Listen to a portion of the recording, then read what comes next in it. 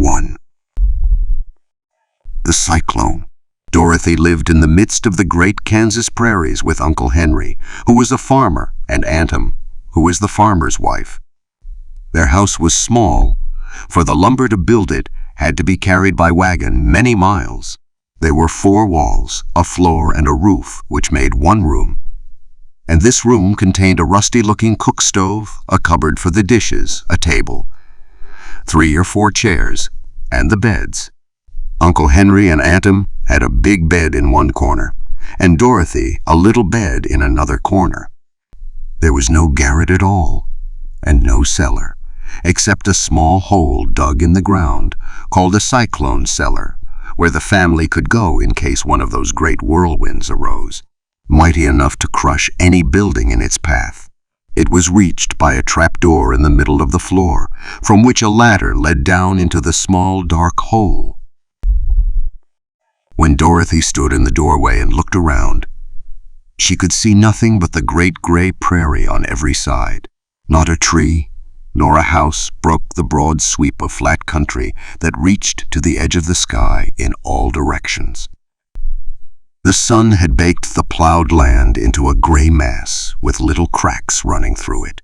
Even the grass was not green, for the sun had burned the tops of the long blades until they were the same gray color to be seen everywhere.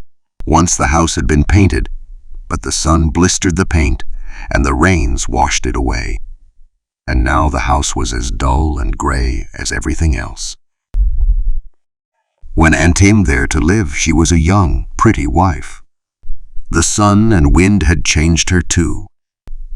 They had taken the sparkle from her eyes and left them a sober gray. They had taken the red from her cheeks and lips, and they were gray also. She was thin and gaunt and never smiled now. When Dorothy, who was an orphan, first came to her, Aunt Em had been so startled by the child's laughter that she would scream and press her hand upon her heart whenever Dorothy's merry voice reached her ears. And she still looked at the little girl with wonder that she could find anything to laugh at.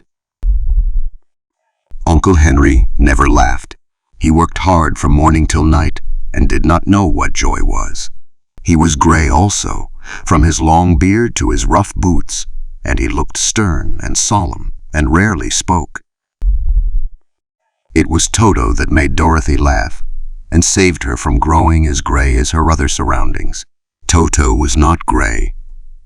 He was a little black dog with long silky hair and small black eyes that twinkled merrily on either side of his funny, wee nose. Toto played all day long, and Dorothy played with him and loved him dearly. Today, however, they were not playing.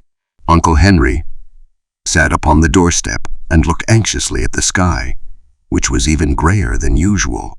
Dorothy stood in the door with Toto in her arms and looked at the sky too. Aunt Em was washing the dishes. From the far north, they heard a low wail of the wind, and Uncle Henry and Dorothy could see where the long grass bowed in waves before the coming storm. There now came a sharp whistling in the air from the south, and as they turned their eyes that way, they saw ripples in the grass coming from that direction also. Suddenly Uncle Henry stood up.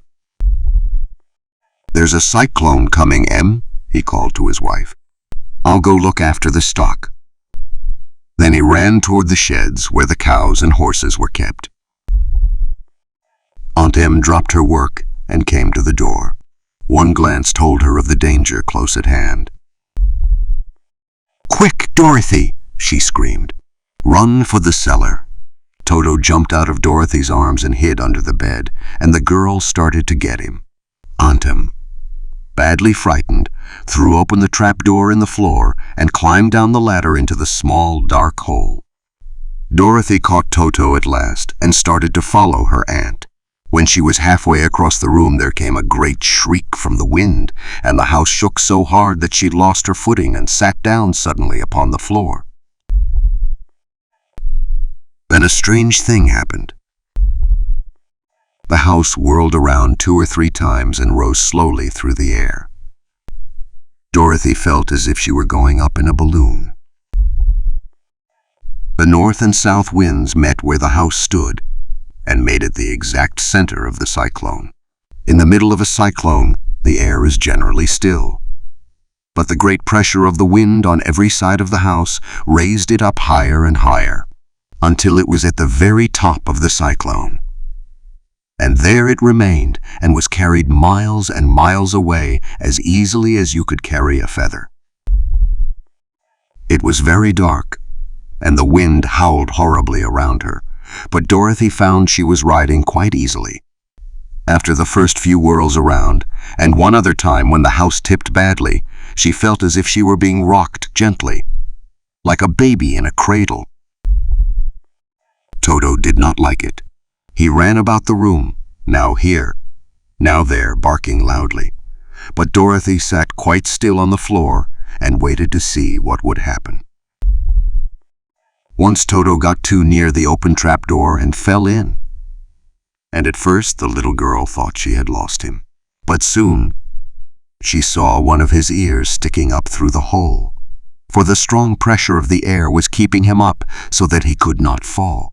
She crept to the hole, caught Toto by the ear, and dragged him into the room again, afterward closing the trapdoor so that no more accidents could happen.